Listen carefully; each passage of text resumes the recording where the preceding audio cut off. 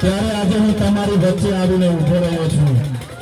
સાથીઓ, એ લોકો મને આજે ડેડિયાપાડા નથી જવા દેતા।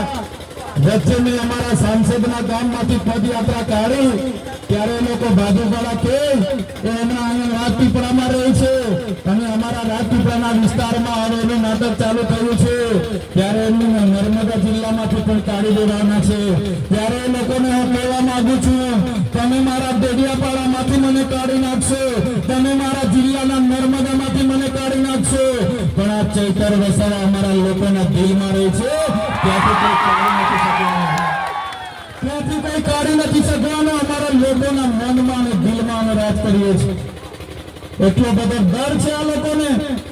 રાત દિવસ અમારી ઇન્કવાયરી થાય છે, ક્યાં ખાઈએ છે, ક્યાં રહીએ છે, આવી બધી નીતિઓ આમની ચાલે છે। સાથીઓ, ભલે મને નર્મદા અને ડેડિયાપાડામાં મારા પરિવારને મળવા નથી દેતા,